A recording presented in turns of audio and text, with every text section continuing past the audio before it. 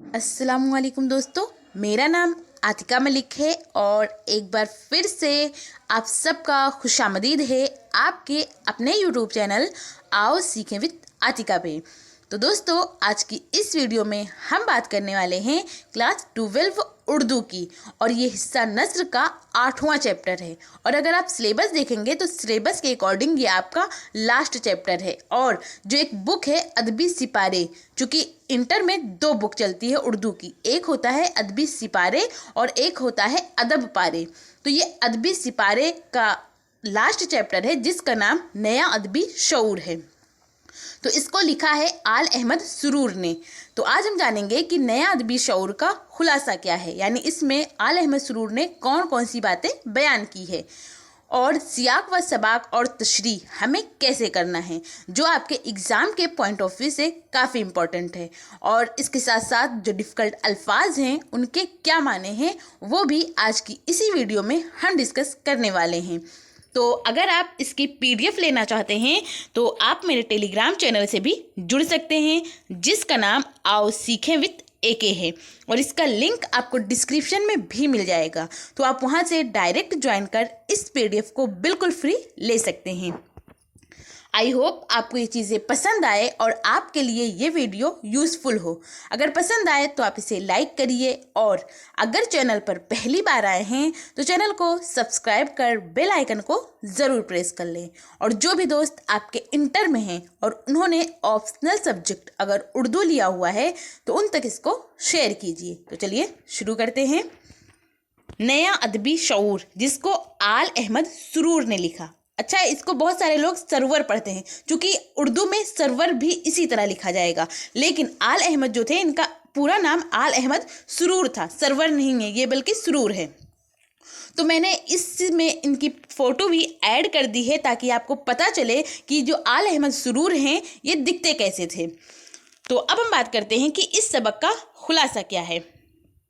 आल अहमद सुरूर का शुमार उर्दू के बहुत बड़े नक्काद की हैसियत से होता है। इस मज़मून में सुरूर ने अदबी शऊर पर बड़ी वाज़ेह बहस की है। वो कहते हैं कि आज़ाद जो हैं ये मौलाना मोहम्मद हुसैन आज़ाद हैं। तो आज़ाद ने जदीद शायरी की तहरीक का आगाज़ करते हुए कहा था कि ज़बान उर्दू का जो सरमाया है वो शोरा हिंद की कमाई है। अल्लाह का शुक्र है उनका ये जुमला आज सही नहीं है, इसलिए कि उर्दू नस्र में भी हालात वाक़यात का एक बड़ा ज़ख़ीरा मौजूद है। इसके बावजूद सारे अदब का जायज़ा लेते वक्त हमें ज़्यादातर शायरी का ही सरमाया नज़र आता है।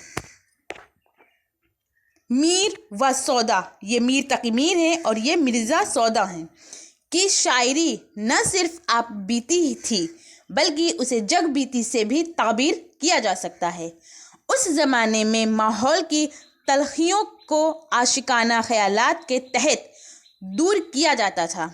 कसायद के ज़रिए, कसायद ये कसीदा का जमा है, कसायद के ज़रिए तसव्वुफ़ और खानकाह से अक़ीदत का इजहार होता था।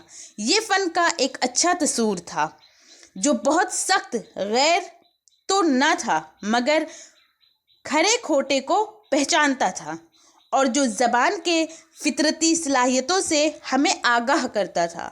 हालांकि इसमें सब कुछ उर्दू ज़बान का न होकर बहुत कुछ फ़ारसी ख़यालात और अलामात पर मबनी था। गदर से पहले उर्दू अदब का जायज़ा लिया जाए तो जिस तरह हमें गुज़िश्ता दौर में मीर नज़र आते हैं, मीर तकी मीर की बात हो रही है तो मीर नज़र आते हैं, इसी तरह इस दौर में गालिब का शुमार होता है। हालांकि गालिब की शायरी का असर इस दौर के बाद में हुआ है। इस अरसे में फोर्ट विलियम कॉलेज की तहरीक के साथ ही सहाफ़त के बाज़ इब्तदाई नमूने और गालिब के शुरू के खतूत मिलते हैं। ये ख़त की जमा खतूत होता है। इसके असर से अदब महज शायरी तक महदूद नहीं रहा। नसर में आम और परतकल्लुफ़ इसलूब के बजाय सादगी की तहरीक मिलती है जो कभी दब जाती है और कभी उभर आती है। मगर नज़्म एक कदम आगे तो बढ़ी है लेकिन उसने मीर की कदीम रिवायत का दामन कभी नहीं छोड़ा। ہم اس دور کے ادبی کارناموں کا آج بھی اعتراف کرتے ہیں، مگر اس کی پستیوں اور کوتاہی کو نظر انداز کرنا ادبی دیانت کے خلاف ہوگا۔ اس وقت سے آج تک، اس وقت نہیں بلکہ یہ اس وقت ہے، چونکہ اردو جو ہوتا ہے اس میں زیر زبر پیش کچھ لگایا نہیں جاتا ہے، تو ہم سینٹنس کے اکارڈنگ اس کو پڑھتے ہیں، سمجھتے ہیں، تو یہاں پر اس وقت نہیں ہوگا، یہ اس وقت کی بات ہو رہی ہے۔ اس وقت سے آج تک ادب میں بے شمار تبدیلیاں ہوئی، یعنی بہت ساری بدلاؤ ہوئی۔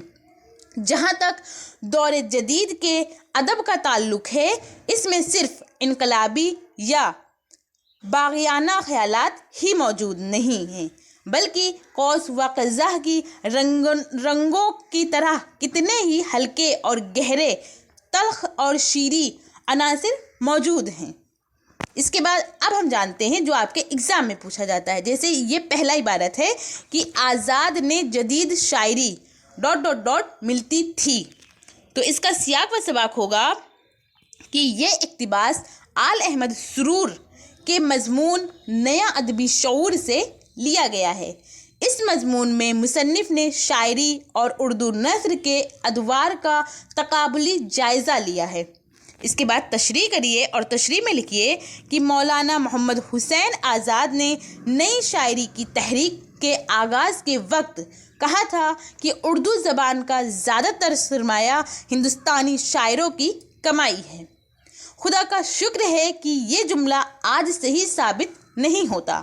پچھلے 87 برسوں میں اردو نثر کا ایک ایسا سرمایہ اکٹھا ہو چکا ہے کہ یہ نئی زبان مہدی افادی کے بقول دنیا کی علمی زبانوں سے آنکھ ملانے کے لائق ہو گئی ہے۔ اس کے باوجود اگر ہم اپنے سارے ادب کا جائزہ لیں تو ہمیں زیادہ تر شاعری ہی کا سرمایہ ملے گا۔ اگر میر تقی میر کے عہد کو لیں تو اس وقت بھی ادب زیادہ تر شاعری سے ہی عبارت تھا۔ نثر میں تو بعض مذہبی رسائل، کچھ متصوفانہ قصے اور کچھ شاعرانہ تقریضیں ہی نظر آتی ہیں۔ اس کے بعد اگلا پیراگراف ہے کہ ہم آج بھی ... یہاں ناممکن ہیں۔ یہ آپ کے 2024 کے کوشچن پیپر میں پوچھا گیا تھا۔ یہ تیسرا پیراگراف تھا، چونکہ اس میں 3 دیے گئے تھے اور آپ کو 2 کرنے تھے، تو یہ تیسرا پیراگراف تھا کہ اس کو کرنا تھا۔ آپ کو بولا گیا تھا کہ اس کا تشریح کریے میں سیاق و سباق کے، تو اس کا سیاق و سباق آپ لکھیے کہ یہ پیراگراف، آپ یہاں پر پیراگراف بھی لکھ سکتے ہیں اور عبارت بھی لکھ سکتے ہیں، اور میں نے آپ کو کیا بتایا تھا کہ عبارت کے ساتھ ساتھ اقتباس لکھ سکتے ہیں۔ کیا لکھ سکتے ہیں؟ اقتباس، اور اس کے ساتھ ساتھ اور کیا لکھ سکتے ہیں؟ یہ 2 سا رہے گا، عبارت، اقتباس اور نثری پارہ لکھ سکتے ہیں، اور نثری پارہ کے علاوہ اور کیا لکھ سکتے ہیں؟ نثری پارہ ہو گیا، پیراگراف ہو گیا، تو یہ ساری چیزیں آپ لکھ سکتے ہیں۔ تو یہ پیراگراف آل احمد سرور کے مضمون نیا ادبی شعور سے لیا گیا ہے۔ اس مضمون میں انہوں نے اردو ادب کے نشیب و فراز پر روشنی ڈالی ہے۔ اس کے بعد تشریح کریے اور تشریح میں لکھیے کہ مصنف کہتا ہے کہ ہمیں آج بھی اس دور کے ادبی کارناموں کا اعتراف ہے، ہم ان کی عظمت کے قائل ہیں، مگر اس دور کی ادبی کوتاہیوں کو نظر انداز کرنا جذباتی اعتبار سے بھلے ہی ٹھیک ہو لیکن ادبی دیانت داری کے خلاف ہے۔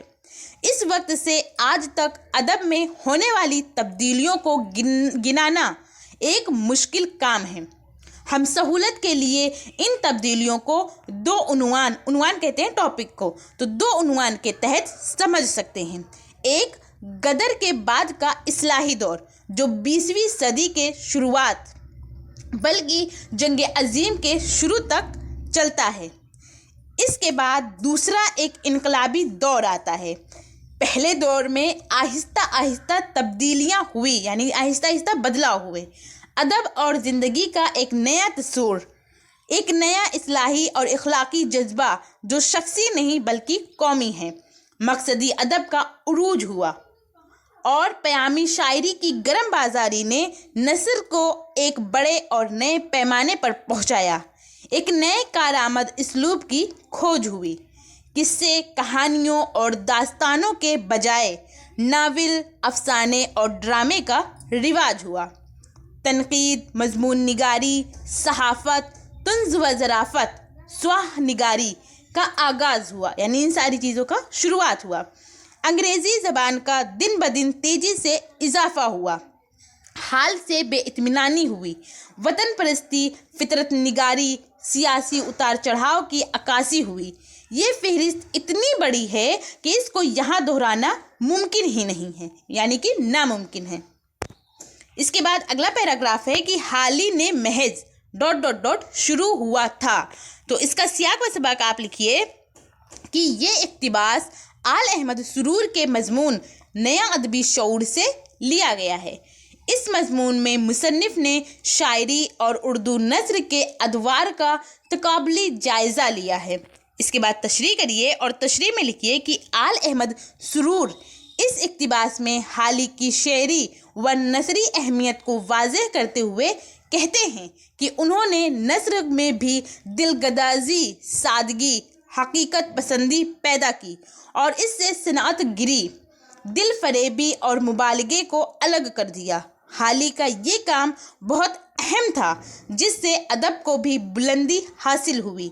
मौलाना इस्माइल मेरठी ये बच्चों के बहुत बड़े शायर हैं। इन्होंने बच्चों के लिए कई नज़्म लिखी है और वो बहुत मशहूर रही, फेमस रही।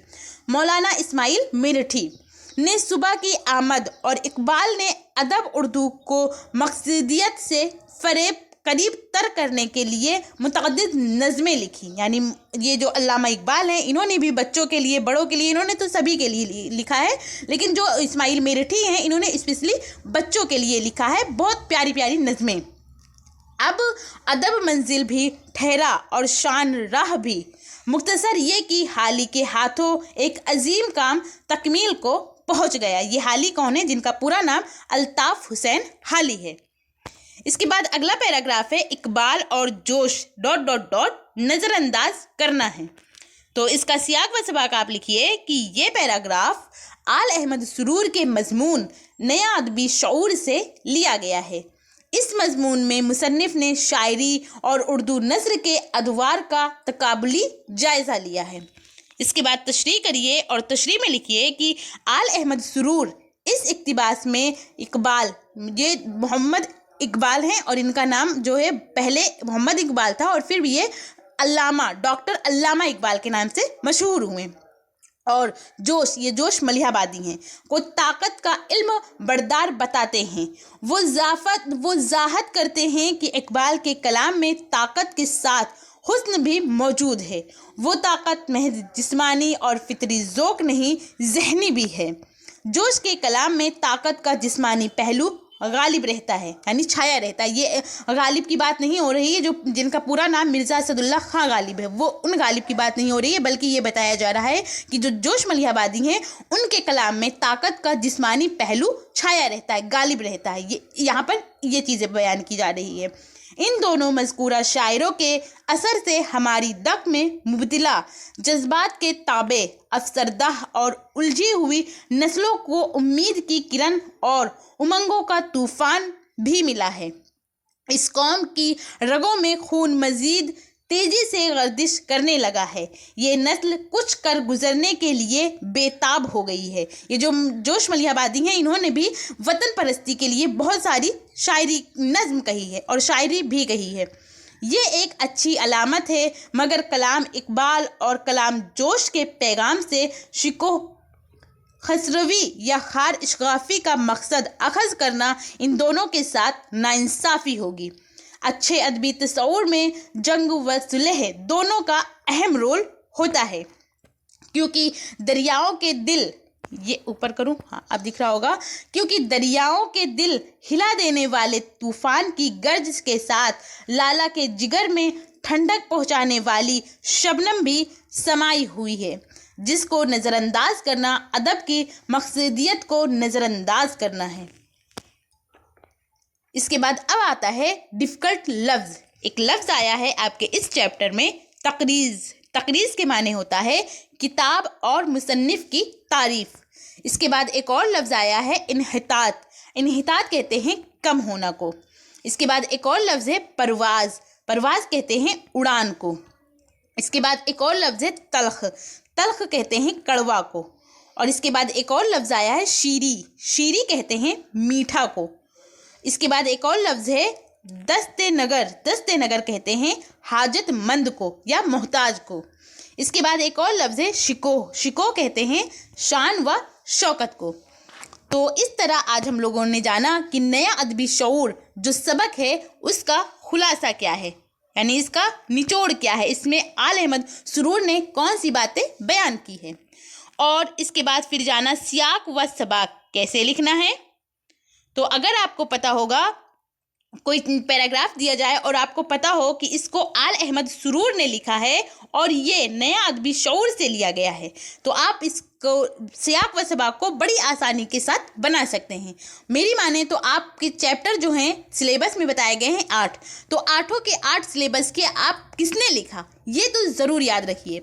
और फिर आपको उस चैप्टर का खुलासा भी पढ़ लीजिए, क्योंकि खुलासा एग्ज़ाम में नहीं आएगा, लेकिन आपको इससे ये अंदाज़ा लग जाएगा कि ये किस सबक की बात की जा रही है, जो पैराग्राफ दिया गया है इसमें किस सबक की बात की गई है।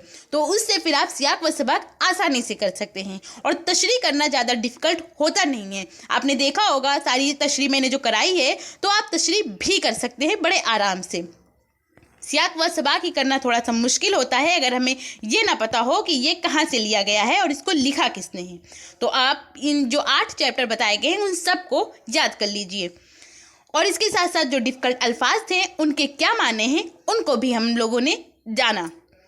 तो अगर आप इसकी PDF लेना चाहते हैं तो आप मेरे टेलीग्राम चैनल से भी जुड़ सकते हैं, जिसका नाम आओ सीखें विद AK है, और इसका लिंक आपको डिस्क्रिप्शन में भी मिल जाएगा।